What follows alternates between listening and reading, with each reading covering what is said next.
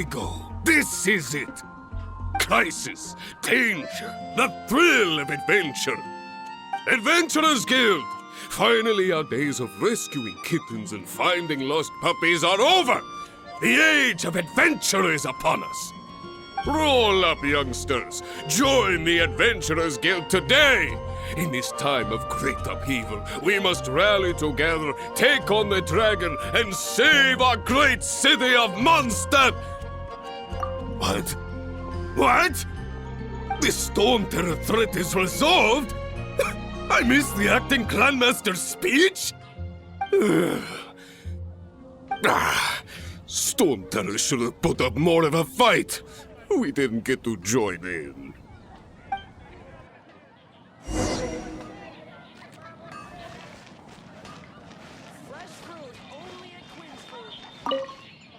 Long live the heroes. Thank you. It's finally over. Many trade routes have closed due to the Storm Terror incident. We can cope for now without fresh fruit and vegetables. But if the wine supply dries up, we're all doomed. I cannot imagine a world without wine. I hope they get the trade routes back up and running soon.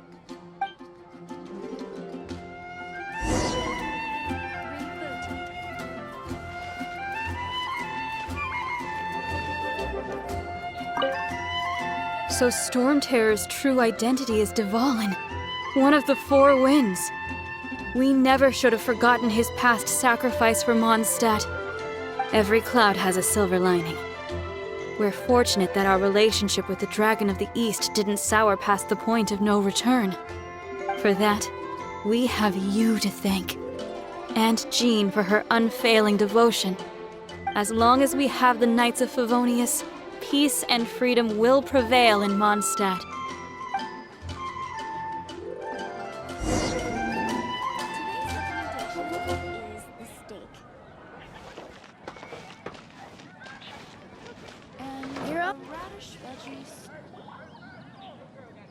Greetings. May I take your order? Why so cold? I've always thought that we enjoy quite the intimate friendship. It seems your great battle sharpened not only your combat skills, but your wit as well. A knight after my own heart. To bask in the presence of Mondstadt's new big hero is quite the morale boost. And that's coming from a knight. Sweet-talking, sugar-coated Captain Kaya. Nonsense. I speak from the heart. Just looking for a quiet spot to collect my thoughts. While all the other knights are working hard to clean up after the battle? Thinking can be an arduous task, you know. Believe me, I'd much rather be taking out the trash. So what you thinking about then? The Abyss Order. A dragon wreaks havoc in Mondstadt, and the acting Grand Master leaves the city to combat the threat. Strategically, that's the perfect moment for the Abyss Order to make their move. If you were the Abyss Order, would you squander this golden opportunity by sending in nothing more than a few hilly churls?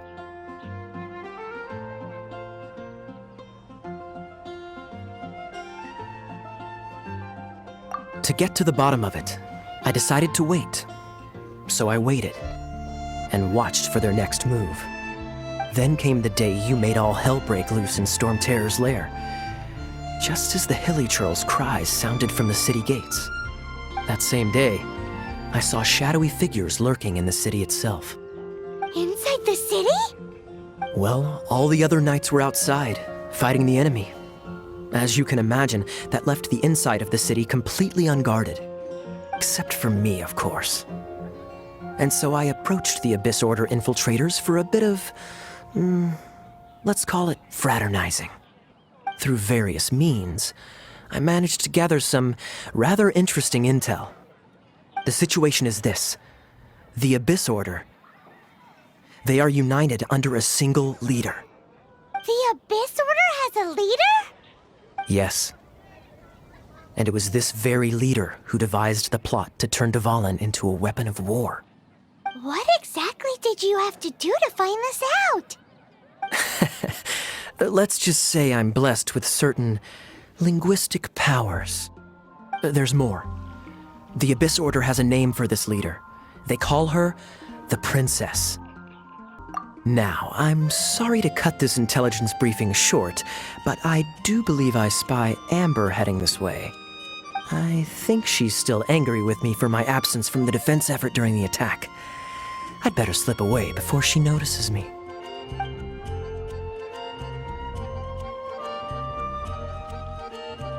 One minute I see Kaya, the next he's slipped away. Clear sign of a guilty conscience. Are you sure? Because that sounds like exactly what he'd say to talk himself out of trouble. But let's forget about him. I worked super hard today, and my tummy's rumbling. Let's order. Hi, Sarah. 1 sticky honey roast, please. It's been getting quite busy recently. So, now the Storm Terror threat is behind us. What are your plans for the next step? Paimon thinks it's time to leave Mondstadt and keep looking through the 7 nations until we find clues about his sister. Huh, really? Oh, well, I guess this is goodbye for now. Hey, don't feel down. You'll always be a friend of the Knights of Avonius and our honorary knight. Wherever you may go and wherever the wind may blow. That's the spirit. Remember, Mondstadt will always welcome you. All right, now let's eat before it gets cold. That was good. Note to Paimon, Amber's recommendations are worth the wait. Of course. Well, I don't trust myself in the kitchen. You can always trust me with the menu. Oh, I almost forgot to mention. Jean's waiting for you at the cathedral. It's something to do with the Holy Lyre de Himmel. You'd better head there now.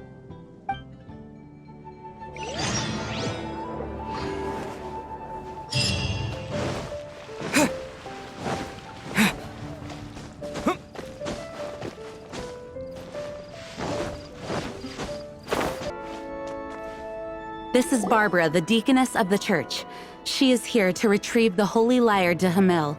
May the Animo Archon protect you. I'm not really in a position to speak compared to our acting Grand Master, but I still want to thank you all on behalf of all of Mondstadt for your assistance. Fortunately, everything was resolved peacefully. I can't imagine how an all-out war between the military and the dragon would have ended. Now the Fatui have no choice but to keep their mouths shut.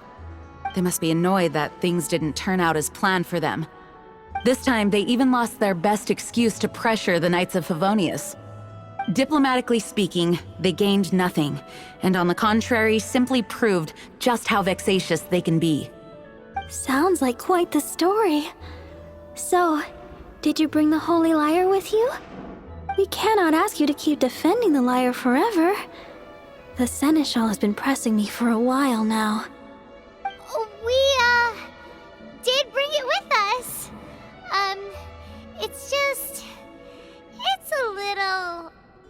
Oh, don't worry. I'm not here to collect rent.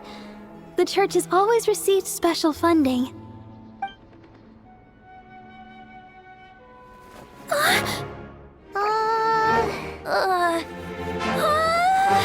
Holy Lyre! Lord Barbados! Even if I atone for these sins for the rest of my life, it would still not be enough! Oh, give it here.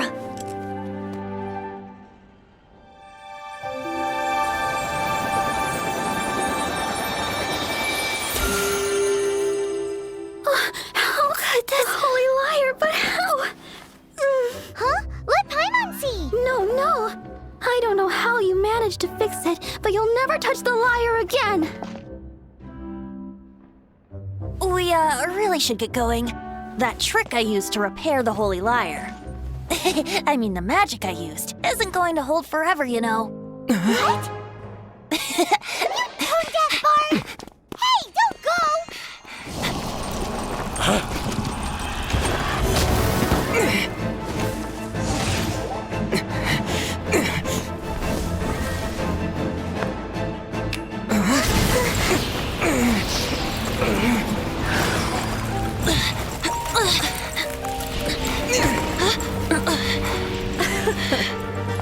At last, Mondstadt's rodent ruler in the flesh. Scurrying through the streets looking for leftovers? Mondstadt calls this a god?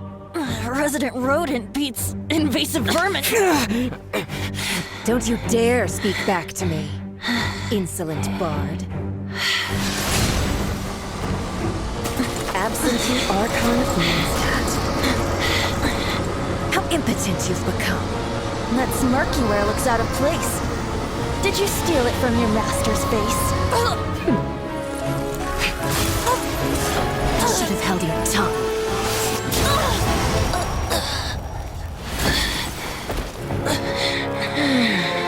So, this is a gnosis. Wouldn't be caught dead wearing this ugly thing in public.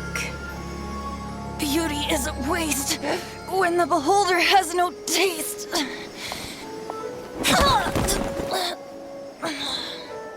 Venti! Well, we have what we came here for.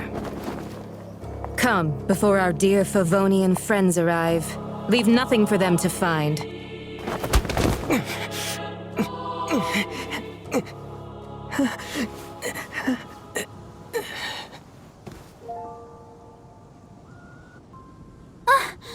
Honorary Knight, you're awake.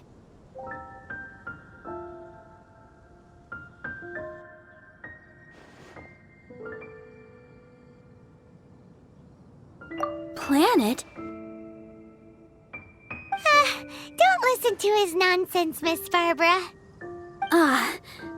Okay. Well, basically, I found you lying outside the cathedral unconscious and used my elemental powers to heal you. Paimon thinks you could still use a final splash of ice-cold water to the face. That bard awakened first, but strangely, my healing powers had almost no effect on him. This is the first time I've encountered such a patient, but he just said it's completely normal, and then got up and left the cathedral. He left? Already? Where'd he go? The symbol of Mondstadt's hero. That's what he said. I wanted to stop him, but Master Jean, said to let him leave. How strange. Paimon remembers Venti healing under that tree before. It's probably due to the connection between Windrise and the Animal Archon. Master Jean has figured it out as well, but we can't tell Barbara.